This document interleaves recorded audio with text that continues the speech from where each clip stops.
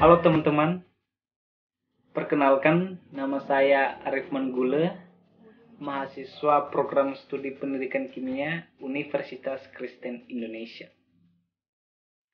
Pada video pertama kali ini saya akan menjelaskan secara singkat tentang laju reaksi.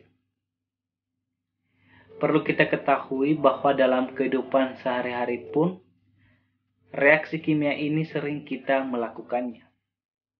Misalnya adalah ketika kita melarutkan redokson ke dalam air, maka terjadi proses pelarutan zat, sehingga menghasilkan gelembung-gelembung gas. Dan itu merupakan laju reaksi yang berlangsung secara cepat. Kenapa? Karena dalam beberapa menit saja, redokson larut ke dalam air. Tetapi ada pula laju reaksi yang berlangsung secara lambat. Misalnya adalah perkaratan besi. Kenapa? Karena perkaratan besi membutuhkan waktu yang agak lama. Bisa jadi 1 minggu atau 2 minggu. Dari kedua contoh yang tadi, mungkin teman-teman sudah memiliki sedikit gambaran tentang laju reaksi. Sekarang kita masuk pada pokok pembahasan laju reaksi. Oke teman-teman, sekarang kita masuk pada laju reaksi.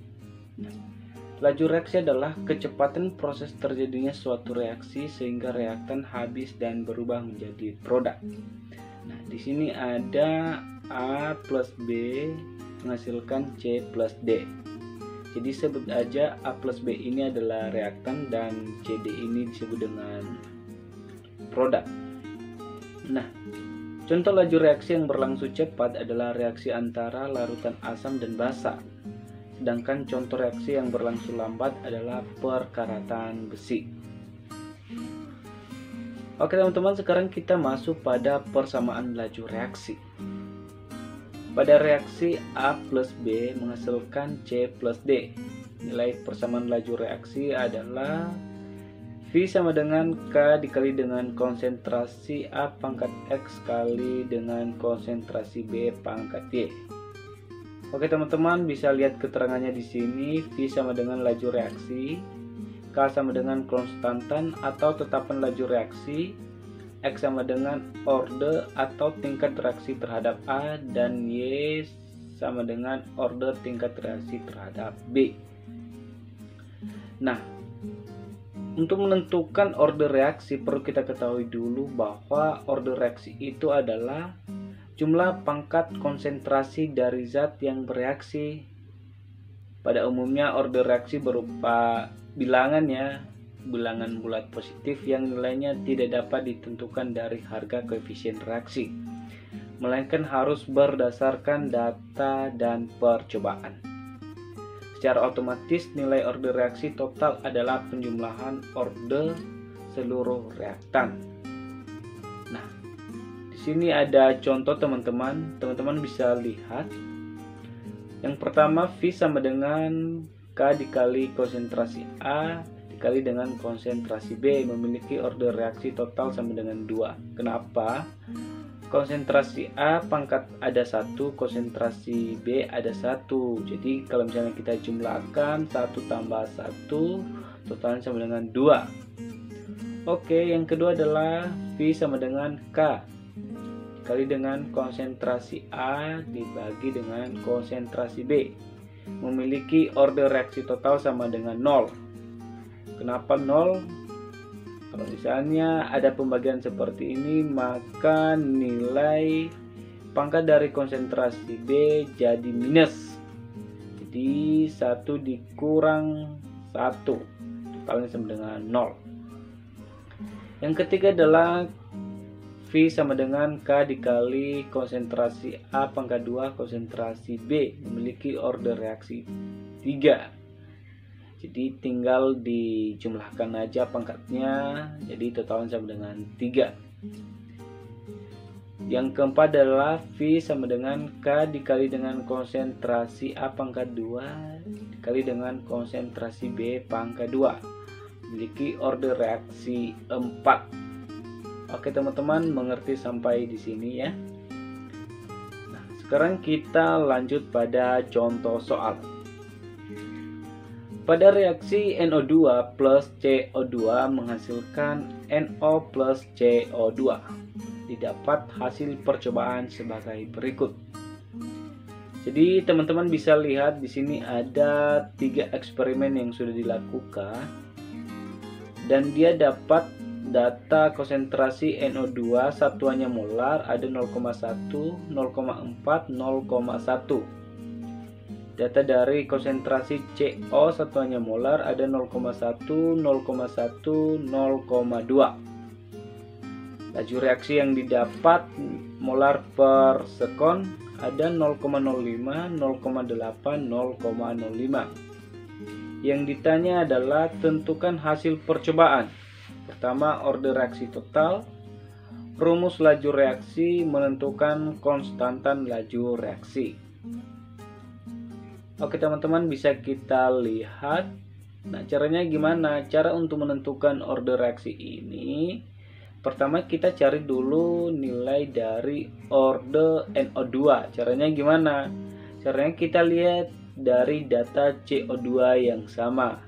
Jadi berdasarkan dari data percobaan tadi, ada data yang sama dari CO2 terlihat dari eksperimen 1 dan 2. Sementara yang kita gunakan adalah data dari NO2.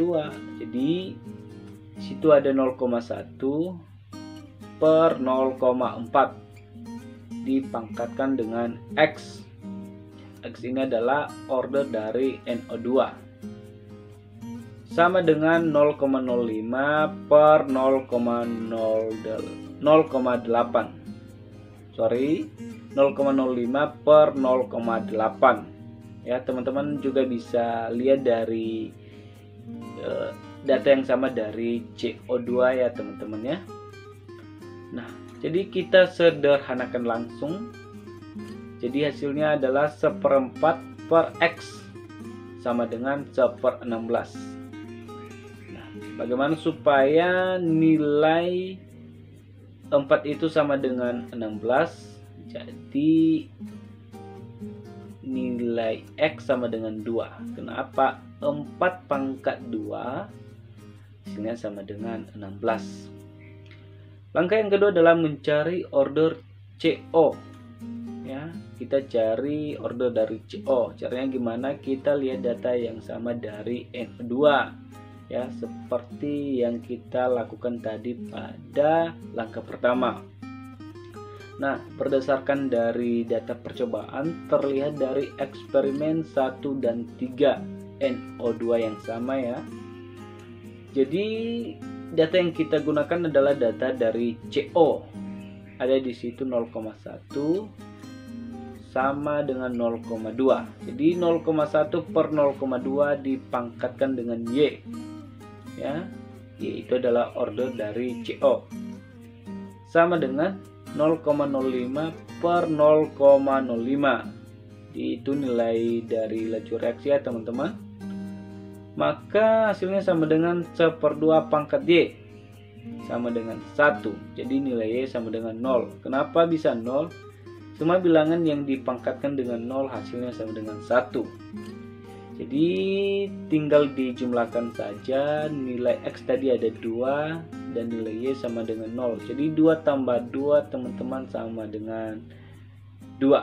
2 tambah 0 sama dengan 2. Nah, yang kedua adalah menentukan rumus laju reaksi. Nah, di sini ada V sama dengan K dikali dengan konsentrasi NO2 pangkat X kali dengan konsentrasi CO pangkat Y. Hasilnya sama dengan V kali NO2 pangkat 2 kali dengan konsentrasi CO pangkat 0. Jadi tinggal diganti aja ya teman-teman ya nilai order reaksinya. Jadi hasilnya sama dengan K dikali dengan konsentrasi NO2 pangkat X. Sorry, itu pangkat 2 ya teman-teman ya. dikali dengan 1. Maka hasil akhirnya sama dengan V sama dengan K dikali dengan konsentrasi NO2 pangkat 2. Nah, yang ketiga adalah menentukan laju reaksi. Nah, berdasarkan tadi rumus laju reaksi yang sudah kita dapatkan, V sama dengan K kali konsentrasi NO2 pangkat 2. Maka nilai dari laju reaksi bisa kita lihat dari eksperimen pertama adalah 0,05 sama dengan K dikali dengan 0,1 pangkat 2. Nilai K sama dengan 0,05 dibagi dengan 0,1 pangkat 2. Maka 0,05 bagi dengan 0,01, maka nilai K sama dengan 5. Mungkin itu saja dulu teman-teman, gambaran secara singkat ya dari laju reaksi.